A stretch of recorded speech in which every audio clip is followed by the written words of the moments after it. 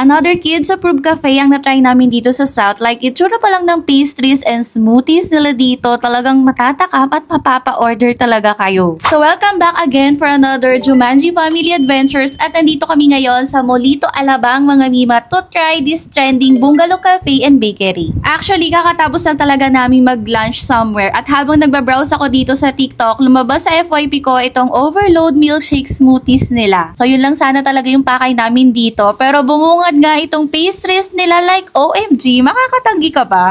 Pero sa totoo lang, hindi talaga kami mahilig sa pastries ni Jomel. Talagang naakit lang talaga kami ngayon. Pero why not itry natin paminsan-minsan, diba? For the prices ng pastries, hindi ko alam kung natatanaw ninyo ha. Nasa 130 to 200 pesos. Okay na rin mga mi, hindi na siya nagkakalayo sa pastries ng SP. Pero sa cakes, nasa 300 plus yung kada size niya. Nakalimutan ko rin palang videohan yung updated menu and prices nila dito. Pero insert ko na lang yung nasa website nila. Although pansin ko, hindi na siya updated kasi yung milkshake smoothie nasa 380 pesos lang dito sa menu, pero 400 pesos na yung order namin as of August 2025. So yung order namin itong butter croissant, 135 pesos each, and yung strawberry shortcake nasa 160 pesos naman yung per slice. Sa smoothies naman, in order namin yung strawberry froze and 55% dark chocolate for 400 pesos each. Medyo pricey lang talaga siya, oo, pero worth to try naman at masarap naman talaga siya, promise. Maasim lang ng very light itong strawberry, while yung dark choco, hindi siya mapait kasi nga naman 55% lang naman yung nakasulat, diba?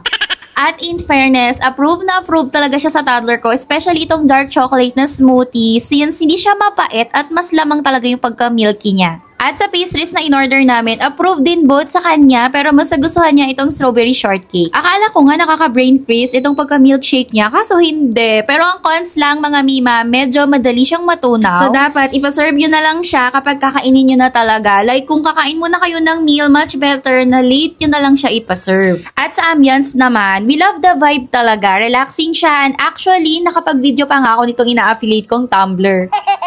Okay na okay siya as dating place sa mga couples, even friends, pero kung may kasama kayong toddler, medyo hindi kami komportable. Kasi limited lang yung space and yung chairs, medyo magkakadikit siya. I mean kasi kung may kids ka or toddler ka, di ba medyo ang bet nating upuan is yung medyo private or magkakalayo ng konti. So, sa totoo lang, pag may kasama kayong toddler, hindi ko nilalahat ha. For example, si Axel, talagang maingay, makalat, malikot, magulo. So, syempre nakikiramdam din tayo at medyo nakakailang sa ibang customer. Kaya after namin kumain, hindi na talaga kami tumambay sa loob. Lumabas na kami agad kasi itong anak ko, larong-laro talaga siya. Kaya buti na lang dito sa Molito, medyo malawak yung space nila sa labas at maraming bench na pwedeng tambayan. Tiga South kami, pero first time lang namin dito sa Molito. So, ang dami palang cafe and restaurant dito, no? Kaya for sure, nababalik kami ulit. So, ano kaya mga kids approved and restaurant ang meron pa dito?